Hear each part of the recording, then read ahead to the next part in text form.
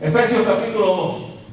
Y leemos en la palabra, dice, y Él os dio vida a vosotros cuando estabais muertos en vuestros delitos y pecados, en los cuales anduvisteis en otro tiempo, siguiendo la corriente de este mundo conforme al príncipe de la potestad del aire, el espíritu que ahora opera en los hijos de desobediencia, y entre los cuales también todos nosotros vivimos en otro tiempo en los deseos de nuestra carne, haciendo la voluntad de la carne y de los pensamientos, y éramos por naturaleza hijos de ira, lo mismo que los demás. Vamos a ver, a ir paso a paso, desglosando estos versículos. El apóstol Pablo aquí nos está presentando dos panoramas. Él dice que nos dio vida juntamente, ¿qué dice? Y Él, volvamos, dice, y Él os dio vida a vosotros cuando estabais muertos en vuestros delitos y pecados. O sea, el apóstol Pablo quiere que nosotros entendamos, que miremos claramente la vida que teníamos ayer y la vida que hoy se presenta delante de nosotros. Lo que éramos nosotros hace un poco de tiempo y lo que hoy somos delante de Dios. Es la vida que vivimos en un tiempo y la vida que hoy estamos viviendo delante de Dios.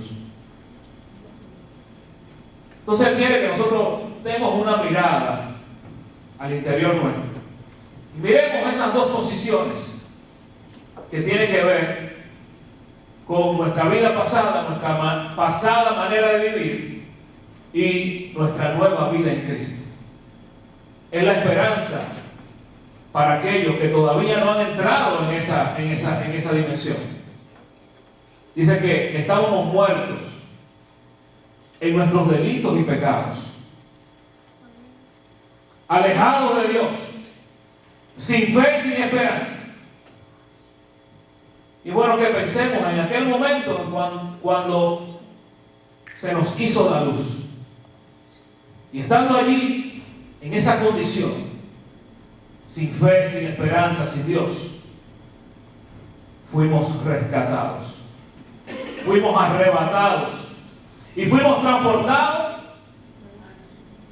al reino de su amado Hijo. Fuimos transportados de las tinieblas a su luz admirable. De manera que hay dos escenarios que Pablo quiere que entendamos y que veamos. Dice, y dio vida a vosotros cuando estaban muertos en sus delitos y pecados, en los cuales anduvieron en otro tiempo siguiendo la corriente de este mundo, conforme al príncipe de la potestad del aire. Esto es el enemigo de las almas, Satanás. Llámelo por su nombre. Porque Él no tiene autoridad ni parte en nuestras vidas. Dice, ese espíritu que ahora opera en los hijos de desobediencia, entre los cuales también todos nosotros, y se incluye, vivimos en otro tiempo en los deseos de la carne, haciendo la voluntad de la carne y de los pensamientos. El propósito es que no olvidemos de dónde fuimos rescatados. El propósito es que no nos olvidemos de dónde Dios nos sacó. Y usted dirá, bueno, pero yo no mataba, yo no robaba, yo estaba muy bien. O yo estoy muy bien, no necesito eso. Puedo seguir viviendo como vivo. Pero recuerde lo que dice la palabra. Hay caminos que al hombre le parecen derechos, pero su final es camino de muerte. Y muchos podremos decir, o podrán decir, pero todavía hay cosas que hago que las hacía antes. Bueno, pues es ese proceso en el cual debes entrar, de saber que si no eres transformado en tu mente, como dice la palabra, entonces no podrás entender cuál es la buena voluntad de Dios, agradable y perfecta. Pero el apóstol Pablo, cuando está hablando de esta riqueza, cuando está hablando de esta gracia, él no está haciendo referencia a la fuente de donde vienen esas bendiciones espirituales, que si bien vienen del Espíritu y por el Espíritu, si bien son de arriba, porque cada uno de nosotros tiene que entender y debe estar convencido que todo lo que nos sucede, hermano, es obra del Señor. Amén. Nosotros no podemos producir nada. Nosotros mismos no podemos producir nada. Y usted dirá, sí, pero yo trabajo y produzco un salario. Es de Dios, lo produce Dios en ti a través de ti. Y es el concepto de mayordomía que Dios también quiere que entendamos. Porque como mayordomo yo no puedo administrar pensando que soy el dueño. Y si yo como administrador quiero administrar mi vida como que yo soy el dueño de ella, entonces probablemente yo voy a salir del propósito de Dios. Porque hay un dueño sobre todas las cosas que se llama Jesucristo de Nazaret, que dio su vida por ti y por mí, para que tengamos vida y la tengamos en abundancia. Si nos vamos a Romanos 5:8, dice, mas Dios muestra su amor para con nosotros, en que siendo aún pecadores, Cristo murió por nosotros. Pues mucho más, estando ya justificados en su sangre, por Él seremos salvados de la ira. Porque si siendo enemigos, escuchen, si siendo enemigos fuimos reconciliados con Dios por la muerte de su Hijo, mucho más, estando reconciliados, seremos salvos por su vida. Y no solo esto, sino que también nos gloriamos en Dios por el Señor nuestro Jesucristo, por quien hemos recibido ahora la reconciliación. ¿De qué nos está hablando aquí Pablo en el versículo 4? Dice que Dios, con el gran amor con que nos amó, y aún estando muertos, nos dio vida juntamente con Cristo, por gracia. Y hemos hablado mucho aquí de la gracia, y es la dispensación en la que estamos viviendo todos ahora. Nadie podrá pararse delante de Dios un día y decir, yo hice tal cosa, yo hice esto y aquello, por tanto yo soy merecedor de la salvación. No, hermano, no hay nada que usted pueda hacer para ser salvo. No hay nada que usted pueda hacer para decir, Dios, yo estoy aquí, yo puedo ser justificado por lo que yo hago. Pero Romanos capítulo 3 dice que por las obras de la ley ningún ser humano podrá justificarse delante de Dios. Entonces, vernos en este escenario, hermano, en un panorama totalmente distinto. Ayer muertos en delitos y pecados, andando y haciendo todas las cosas que estaban en nuestro pensamiento y lo que nos venía al deseo. Y hoy viviendo una vida que agrada a Dios, o que por lo menos trata de agradarle. Son dos cosas totalmente diferentes. Son dos escenarios totalmente diferentes. Jesús dijo, yo soy el camino y la verdad y la vida. Nadie viene al Padre si no es por mí. Los hombres tratamos de acercarnos a Dios. Hay una tendencia natural de acercarnos a nuestro Creador. Y se han creado medios, buenos medios, aparentemente. El hombre mismo ha creado esos medios para tratar de llegar a Dios. La filosofía, la moral, las buenas costumbres, las buenas obras. Y pensamos que todas estas cosas, por eso dice, en la cual anduvisteis en otro tiempo.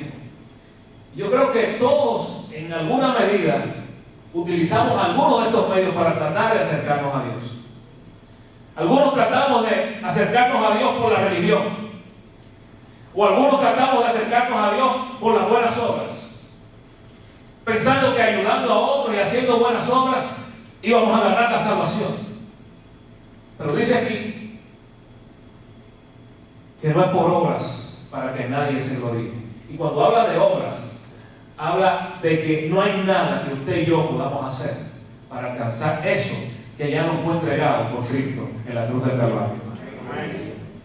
De manera que hoy es un buen día para que esta verdad no solamente resplandezca en nuestro espíritu, sino que volvamos sobre estas cosas y entendamos de dónde fuimos sacados, de dónde fuimos rescatados y qué es el propósito, cuál es el propósito que Dios quiere con nosotros, que Dios tiene con nosotros para que usted también pueda multiplicar eso que Dios ha puesto en usted. Versículo 7 dice: para mostrar en los siglos venideros las abundantes riquezas de su gracia en su bondad para con nosotros en Cristo Jesús. Y cuando está hablando de siglos venideros, está hablando de este tiempo. Esto fue escrito hace 20 siglos. Y cuando está hablando de esto, está hablando de este tiempo. Está hablando de usted y de mí. Está hablando de esa gracia y esa riqueza que iba a mostrar Dios al mundo. Sabiendo que nosotros un día estábamos allí, atados, presos, esclavos del pecado, pero que por su gracia fuimos rescatados. Creados en Cristo Jesús para buenas obras, las cuales Dios preparó de antemano para que anduviésemos en ella. Entonces, para mantener una vida espiritual saludable, necesitamos reconocer de dónde fuimos sacados. Y esto va a producir en nosotros gratitud, agradecimiento.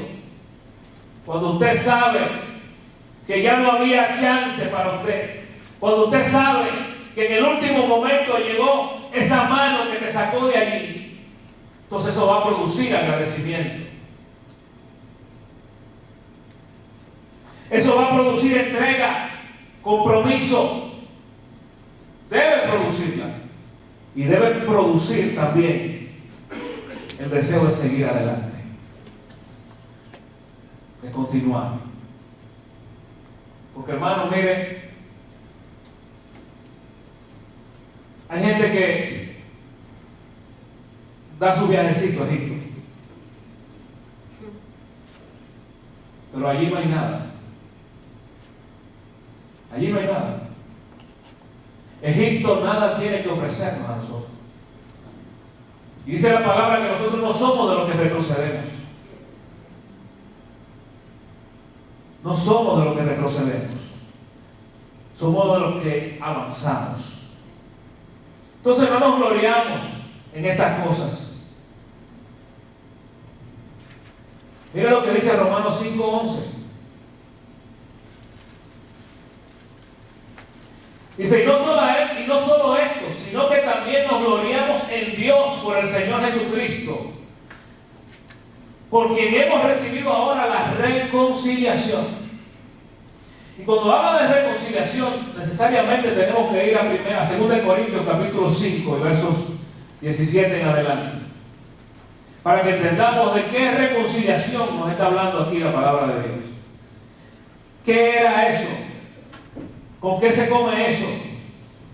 Esta palabra que nos dice Pablo aquí, en los primeros versículos, es reconfirmada en esa porción de 2 Corintios, capítulo 5 y verso 17 en adelante. Vamos allá.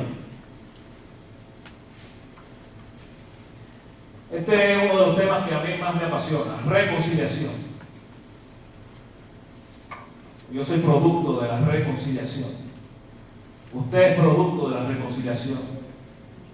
No solamente que usted es producto, yo soy producto de eso, sino que Dios le ha entregado a usted y a mí el ministerio de la reconciliación. Dice, de modo que si alguno está en Cristo, recordemos que Pablo nos está presentando dos escenarios. Antes de que Cristo llegara a nuestra vida y ahora en Cristo Jesús. Antes que estábamos muertos en delitos y pecados, y ahora que estamos en Cristo Jesús, viviendo y fructificando para vida eterna. Versículo 17. De modo que si alguno está en Cristo, ¿hay alguno en Cristo aquí? Amén. ¿Hay alguno en Cristo? Amén. Yo quiero que levante su mano, porque ese amén está aquí. Amén. Si usted está en Cristo, hermano, oiga lo que dice aquí. Gloria a Dios. Usted es nueva criatura. Las cosas viejas pasaron y aquí que todas son hechas nuevas. Gloria a Dios. Dice, y todo esto proviene de Dios. O sea, usted no lo produce. Quien nos reconcilió consigo mismo por Cristo. No por sus obras, no por su buena vida que usted lleva. Por Cristo. Y nos dio el ministerio de la reconciliación. ¿Y en qué consiste este ministerio? Óigalo aquí. Que Dios estaba en Cristo reconciliando consigo al mundo, no tomándoles en cuenta a los hombres sus pecados.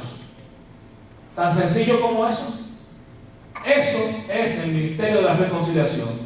Usted es producto de eso y a usted le fue entregado no solamente el ministerio, sino también la palabra de la reconciliación. Para que usted entonces pueda decirle a otros, mira, yo estaba muerto en delitos y pecados, pero a través del ministerio de la reconciliación, donde Dios estaba con Cristo reconciliando consigo al mundo, Él no tomó en cuenta mis pecados. Dice que por el puro afecto de su voluntad, por el amor con que nos amó, justificados pues por la fe, tenemos paz para con Dios por medio de nuestro Señor Jesucristo. Y volvemos a recalcar, nuestro Señor Jesucristo, porque todo es a través de Él y por medio de Él. La fe en nuestro Señor Jesucristo.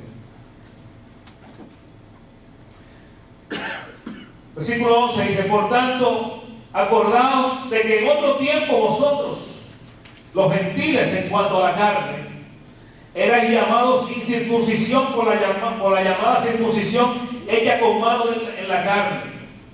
En aquel tiempo estaban sin Cristo, alejados de la ciudadanía de Israel y ajenos a los pactos de la promesa, sin esperanza y sin Dios en el mundo. Pero ahora en Cristo Jesús, ustedes que en otro tiempo estaban lejos, ahora son ellos cercanos por la sangre de Cristo. Porque Él es nuestra paz. Aquí yo quiero hacer una paradigma. La gente busca la paz. La palabra nos manda a buscar la paz. Dice, busca la paz y síguela. Pero hay gente que da todo lo que tiene por tener un minuto de paz. Gente que tiene mucho poder, pero no tiene paz. Y dice en Isaías 53 que el castigo de nuestra paz fue sobre Él y que por sus llagas nosotros fuimos curados. De manera que yo no sé qué te está quitando tu paz en esta hora, porque nada debiera quitarte la paz, nada debiera robarte tu paz, porque dice aquí que Él es nuestra paz. Yo creo que cuando la palabra de Dios habla de bendiciones espirituales, y lo mencionaba ahorita porque es bueno que entendamos que la fuente no es lo que Pablo quiere decir aquí, o sea, de dónde viene, es la naturaleza de la bendición. Recordemos que Pablo no era un hombre que tenía familia ni tenía casa. Pablo no era un hombre adinerado. Pablo era un hombre que vivió su vida modestamente. De manera que cuando habla de esas riquezas, que fuimos bendecidos con toda bendición espiritual en las regiones celestes o en ese mundo espiritual, yo creo que lo que está hablando aquí la palabra de Dios es la naturaleza de la bendición. Y una de esas bendiciones que usted y yo procuramos tener cada día se llama paz. Porque podemos estar llenos de dinero y podemos estar llenos de jipetas y de casas y de todo. Sin embargo, tal vez no tengamos paz. Amén. Por eso, la naturaleza de nuestra bendición, dice la palabra de Dios que la bendición de Jehová es la que enriquece y no añade tristeza con ella.